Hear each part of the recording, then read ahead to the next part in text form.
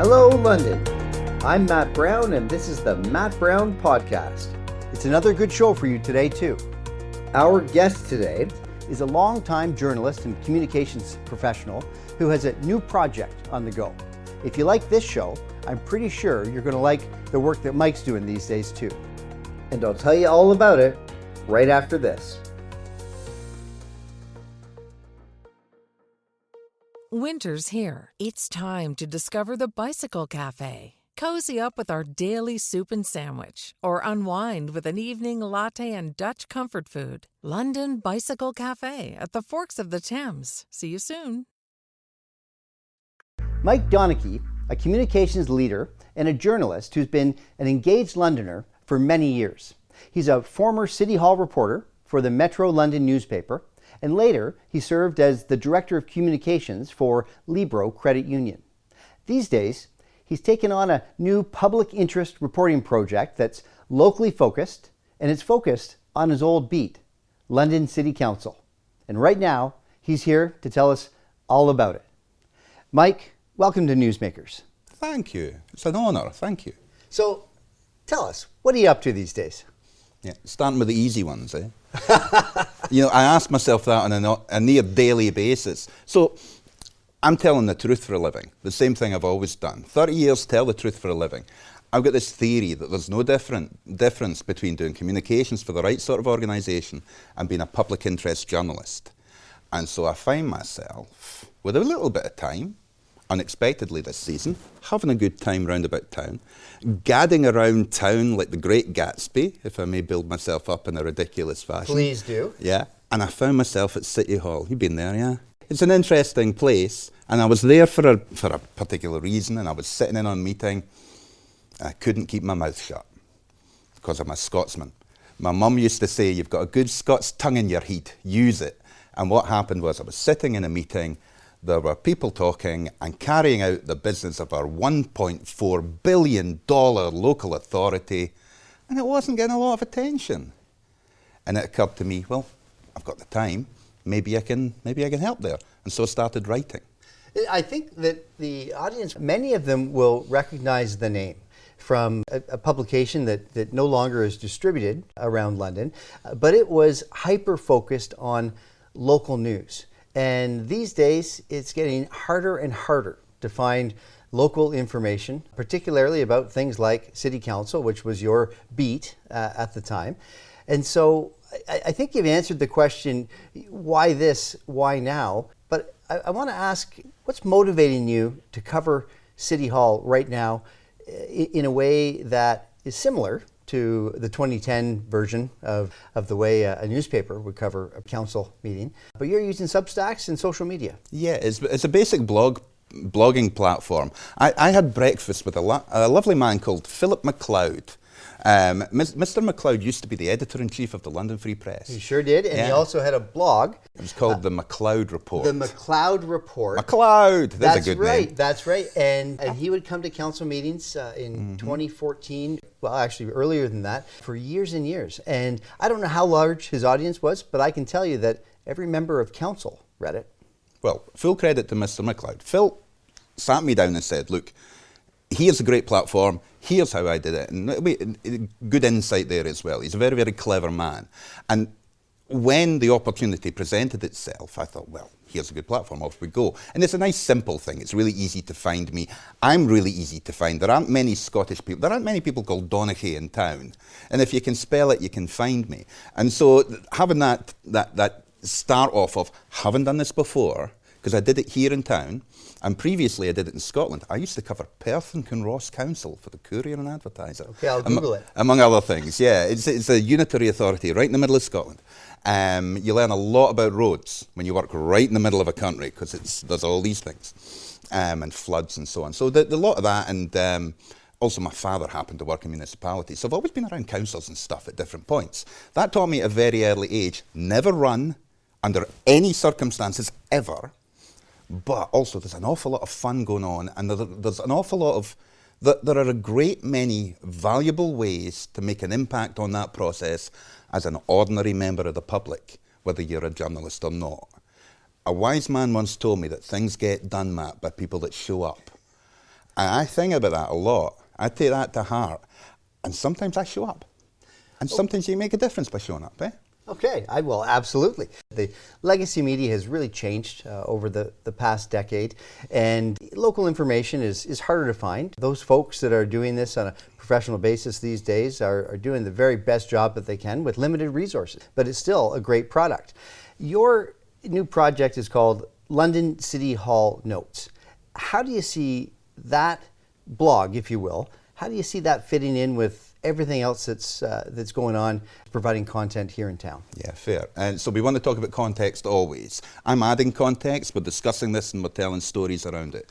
And to begin with, I want to be really, really clear.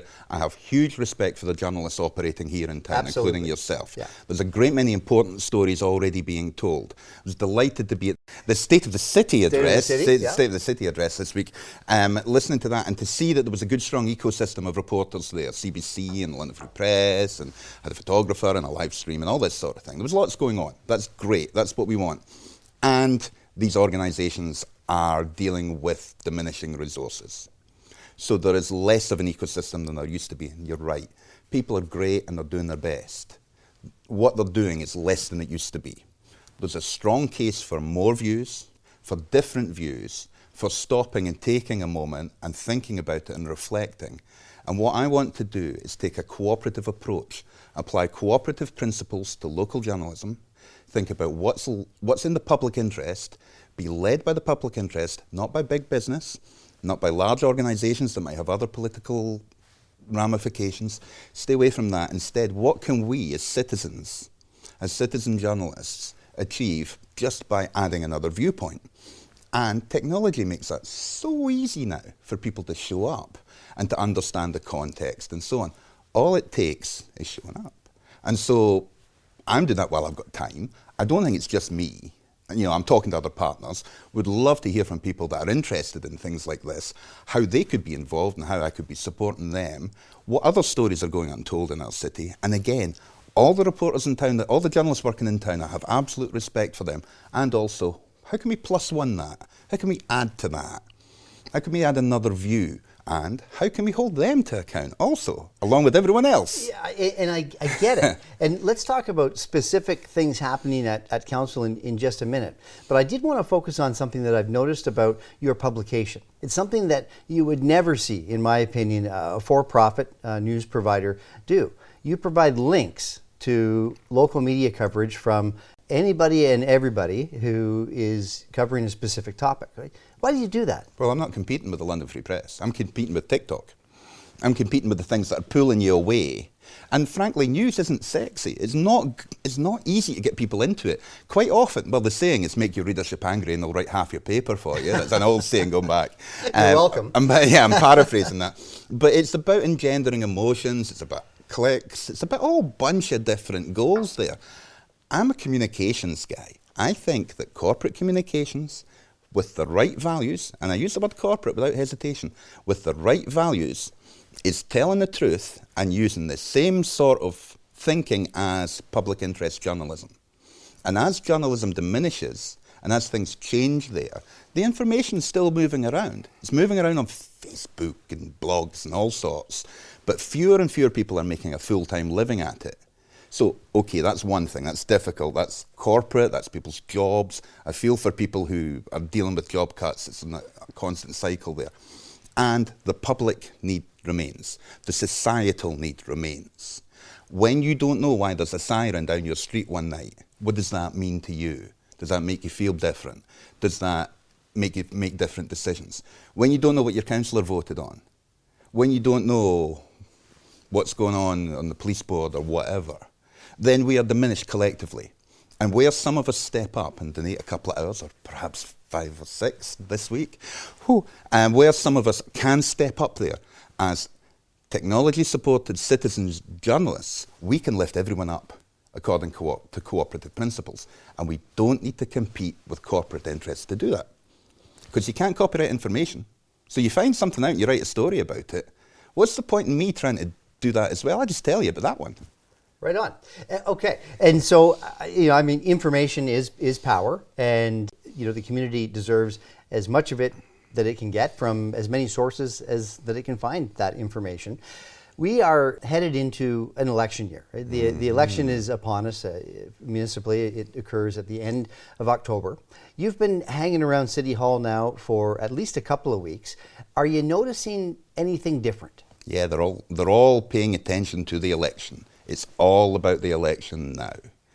As we wind down towards, it's October the 26th. By the way, I'm hoping for victory parties at Halloween, like costume parties the Halloween weekend. But it's October the 26th, as London gets to choose, and it's on everybody's mind. So, as I said on my Substack this week, everything that these guys do is designed to give them something to say on front porches, on the Rogers TV debate, or whatever.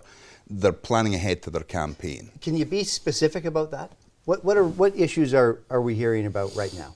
Well, the biggest one's homelessness. It's huge. It's everywhere. It's visible. It's impossible. It's unavoidable. Everyone is exercised with it. The mayor has made it almost as a signature issue, as well, with the, what was it called, the whole of city, the whole of, you know, whole the of community, whole right? of community Yeah. approach, you know, and all that sort of thing. So everybody's thinking about that right now.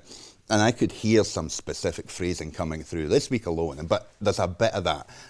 What's happening at City Hall is everyone agrees that human beings need to be supported. And it's -15 outside, for goodness sake, open the doors. And London hasn't been good at that this winter. There have been some points where we've fallen short.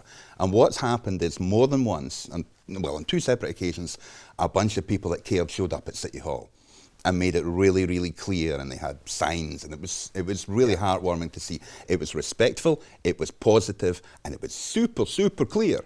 We want you guys to do the thing. And so those guys, the 15 of them, are doing the thing.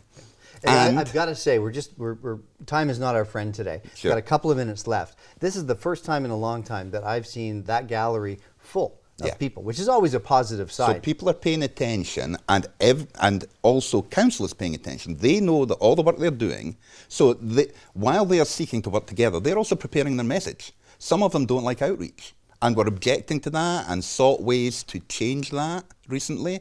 That was not successful for them, but they then are able to say in their campaigning, this is what I would like to see happen. I got it. So we've got a lot, so just if I may coin a Yeah, phrase, of course. I'm thinking about rebel incumbents. We've got an awful lot of people on council that are about to portray themselves as agents of change again, and it's always really interesting in an election cycle to see them do that and to hold them to account.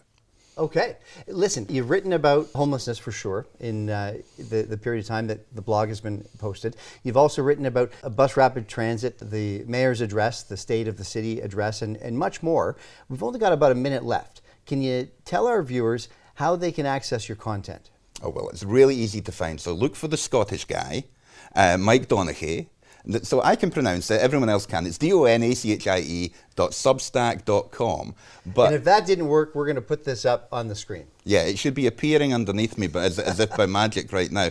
But I'm really easy to find. There aren't many Scottish guys working in the media here locally. And I have an awful lot of fun with my accent and with my cultural approach to things. And I want to say that it's very similar to that Canadian approach, the Canadian Southwest, Southern Ontario culture. And I feel it's slotted in here really, really well, and I love it very much. Okay. Well, we'll make sure that anybody watching this show knows how to find you out there. Mike, thanks so much for taking the time to join us here on Newsmakers today. Thanks for the work that you're doing too. Believe me, I think it's very important. Thank you. Thank you. Thank you. You're welcome. And I'll keep doing it as long as I can. And my point is, the public should hold people to account. If you pay councillors, show up. Tell them what you think should be happening. And the more we do that, the better we get together. Show up. I think that's a great spot to leave it. Winter is here. Time to discover Bicycle Cafe. Cozy up with our daily soup and sandwich, or unwind with an evening latte and Dutch comfort food. London Bicycle Cafe at the Forks of the Thames. See you soon. And that's the show. Like I always say, this show is for you. In fact, we couldn't do it without you. So as always, we want to hear from you. You can write to newsmakersldn@gmail.com. Tell us what you think. Tell us what you'd like us to cover in a future episode. And a big thank you also to everyone who's already doing so. I'm Matt Brown, and this is Newsmakers. It's the show about all things London and maybe some other stuff too. As always, thanks for watching. Bye for now, and see you again soon.